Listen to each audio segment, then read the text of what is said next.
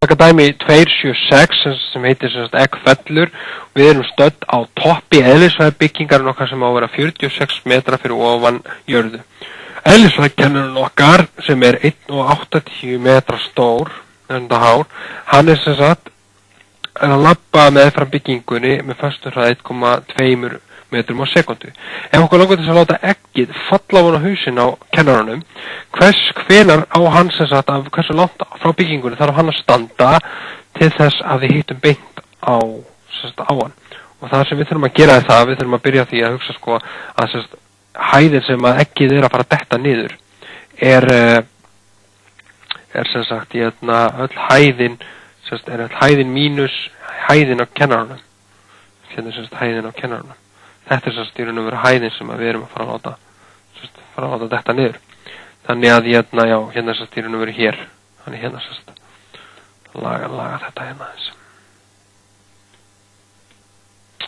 Þetta lítur svona út. Svona. Þannig við erum sem sagt með 46 mínus 1,810 og við fáum svo mikið sem cirka 44,2 metra sem að ekki þarf að detta niður. Og það sem við þurfum að gera er það að við þurfum að búa til stöðuöfnu fyrir þetta, hreyfiöfnu fyrir þetta. Þannig að S er S0 plus VAF 0 T sem sagt plus hálfur AT í öðru.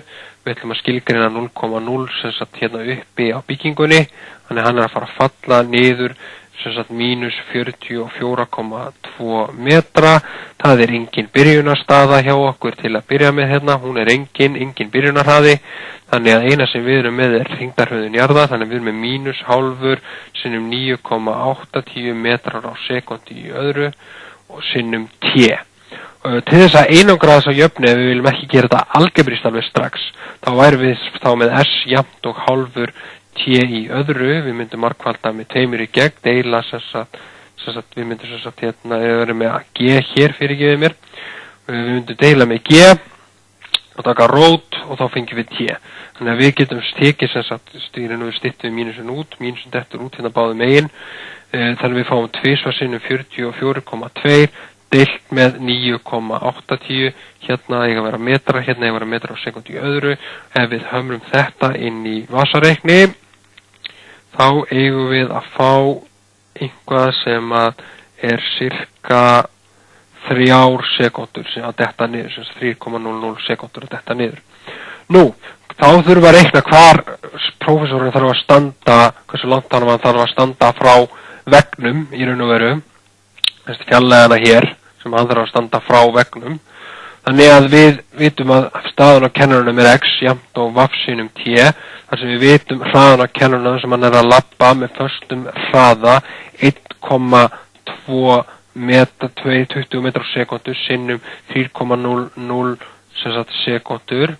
Þannig að þá fáum við cirka 3,6 metra, 60 metra, svo við séum alveg nákvæm með alla aukastum var alltaf sem G er jafnt og 9,810 metrar á sekundi í öðru. Og þá er þetta sem fjarlæði sem að kennarinn þarf að vera að standa frá vegna þegar við látum ekki gossa niður. Og þá er þetta dæmi búið.